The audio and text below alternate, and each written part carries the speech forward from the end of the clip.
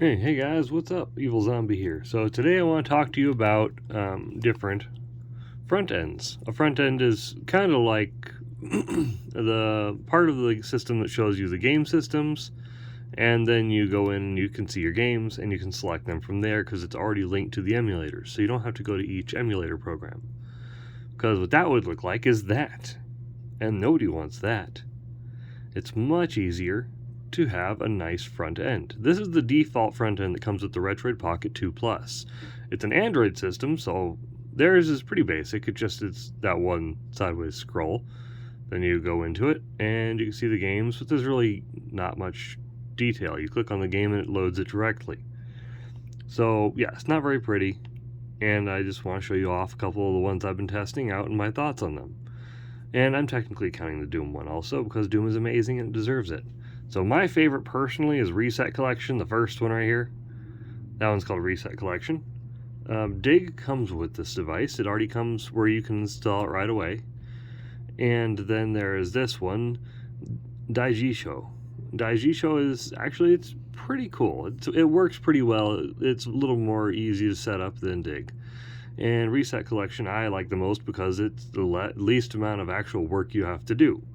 So let me just kind of dig in. I did try out a couple other ones. I tried out, where is it? Arc Browser as well. I bought it. I used it for like an hour. Tried to set up PlayStation, and I set up the system, and it was just so many steps. It was ridiculous just to get to what I wanted it to do. You can customize everything in it the way you want it, but it's such a pain in the butt to make it work. So yeah, that's my thought on it. I refunded it because it just wasn't working for me. There's a reason it's 3.9 stars. But yeah, it just wasn't working for me. It's too overly complicated for what you want it to do. It's ridiculous. And there's just too many steps. Okay, so let me show you off Reset Collection. This is the one I like the most personally. It's just what works well for me. And I've been using it for a little bit. It's not free, of course. You have to pay for this one if I remember correctly. Let's see. If I scroll up, you add systems through here. It's easy enough to add the system. You just click on it, click on the system. Then you add the ROMs, like the folder to it. You point it, and then you should let it scrape the game art. That's literally it. Then once you have it, you can have all your collections. And then you can scroll sideways and see all the details on them. I have big fingers, sorry.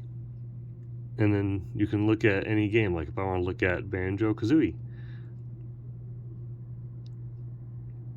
Then it'll load Banjo-Kazooie for me. And it works well enough. With the N64 emulator on here, it's actually a very good emulator. Wait, no, I want to do this. And it's going to exit the game. But as you highlight different games, you see the details of them already here on the side. The details are already popped up, and you can read about the game, as well as see a little gameplay video of it. Like if I go to, let's see, let's try Donkey Kong Country. If I hold it on that for a second, you should see a little video sometimes pop up if there is one available. Not every game has a video, but there's nice artwork, and you can read all about it and see all the details of the game. And that's a pretty cool little feature. I actually really like that. It's one of my favorite things. Not many people probably put a video of that one. Let me see, what would that? Oh, yep. Dreamcast. Of course, Dreamcast works amazingly on this system. That's one of the big pluses. But yeah, you see? A video popped up. It's like the trailer for it. But yeah, that way you can kind of see little previews and then you can read it. And that's the gist of what this has to offer. You can either use the touch screen. My fingers are clumsy. There. Touch screen on it. Since I have a tempered glass screen protector, it's a little overly sensitive, I think. That's not the fault of the device. That's just the screen protector I used. Yeah, going back to the home. That's Dig, or sorry, not Dig. That's Reset Collection, and it was very easy to set up. It scraped automatically, or after I selected it, like during the system setup, you can have it scrape, and it's just like a one-button press. Next up is Dig, which I actually don't like. I hate Dig on this device. I tried it on my Android, on my actual phone, and it works very nice. It was fine. It was a bit of a pain in the butt to make it all work. My biggest problem, though, is this. There are still a bunch of... here, I'll zoom in. There's still 797 images to check. It's been like that for like a day. Well, this morning it was like 9 something. And I'll go in and I'll leave it sitting inside one of the game menus or for the systems, and it just won't make progress. Some of them it's made progress. That's nice, but it has not done that on everything. Let's see if I go to all games. That's where I was trying to get it. But some games it just won't recognize, like GoldenEye. These are the ones where it's behind and it hasn't caught up yet, and it's just kind of stalled. And I don't know why. It's just not scraping it. I can't force it to scrape. I can't make it do anything. It's a little bit annoying. Something else that bugged me a lot on this one are the incorrect system names where it's naming things. Like, I don't have any PlayStation 2 games in here. These are all GameCube games. But it's labeled them PlayStation 2 for who knows what reason, and also didn't scrape them. Let's see. Oh, Sega Naomi. I don't even have one of those. I don't have any ROMs for that in here for that. But this is more Dreamcast put into the wrong category, and it just kind of did it by itself, and I don't know how to change it. I'll have to look up that later. But yeah, and sometimes, I don't know, even in different themes, some of the icons don't change properly. So if I want to go to that, options, themes. Wait, I did download a couple of themes. Oh, they're not in here anymore. Well, there's that then too, because I did install themes. I don't know where they went, but okay, there's that. So that's Dig. Dig doesn't work very well. Here, I'm just gonna do home. Okay, well, that's Dig. And there's this one, Daiji Show. This one I actually do like. Daiji Show is pretty good. Here's the Daiji Show launcher, and it's a little more minimalistic, but you can click on, like on PlayStation here, you click on Library, and then you can see all the different games, and it works pretty well for that. It doesn't show you all the different details and stuff, at least from what I've seen, but it does it. Oh wait, oh there it is. Let's see, detail. There you go. Now you can see the details. It tells you all the stuff about the game. So if I go to, wait, I'm just gonna do this.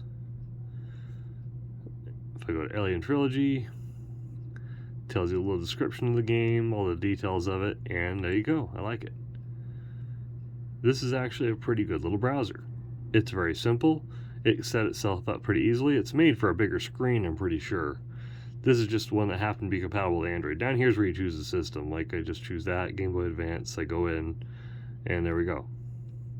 Oh, I'm over there. And then it just works. It was easy to set up. It was actually very easy to set up. And I really had like no issues with it at all. So yeah, that's a pretty good one.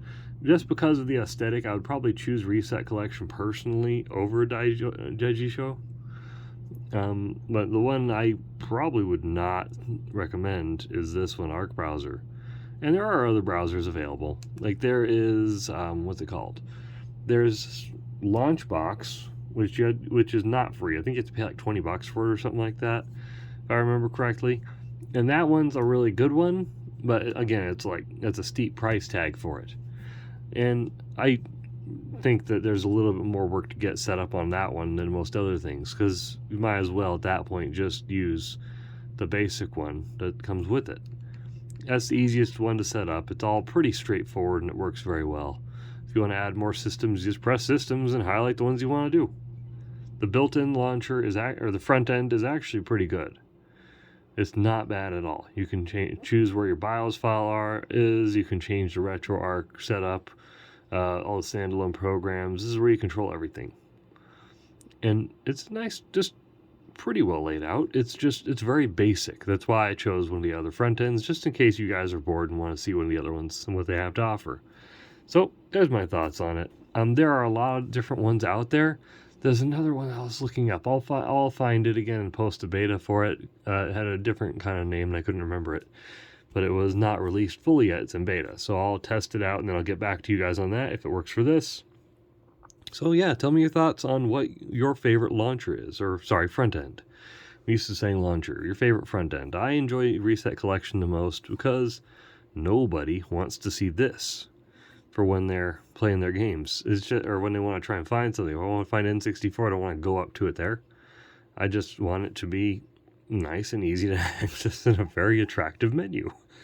Okay, so there's my thoughts on it, guys. Just a couple little details on what different launchers are available, how they would look and feel on here. And yeah, so far my personal favorite, just for my tastes, is Reset Collection, because it's very fluid, easy to set up, and it had the least hassle for me overall. All the other ones have little things that I needed to do to fix them up and change them. Daiji Show didn't really have anything else it wasn't really difficult, it was just really hard to see because, well, I need glasses normally for text that small. So I don't know how to change the layout of that one. I don't think themes are available for Daiji Show or, what's it called? I can't remember the name of it. Or Reset Collection. I think I might still have a theme downloaded on here. Let me see if I can install the theme. Install theme. Yeah, let's just find it real quick, guys. Okay? We're just going to find the theme. SD card. No, not an SD card.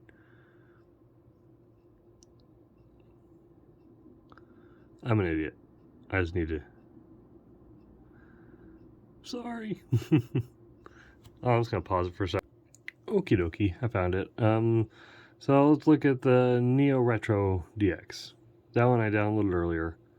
So here's the process of actually installing a theme onto Dig. Just so if you want it to feel like a emulation station, which I don't think works for Android or anything like that, that's how you install it. Then you can go in here, select that, and now it's laid out that way. No, I don't want to quit. I pressed the wrong button. Oh, I think there's background music for it too. Yeah, there's background music. Tetris, the song. But you can see it just changes the layout of it, how it feels. And it looks nice. It's just a pain in the butt to set up. Mostly just because all my hatred for it not having all the art and me waiting forever. That's so annoying.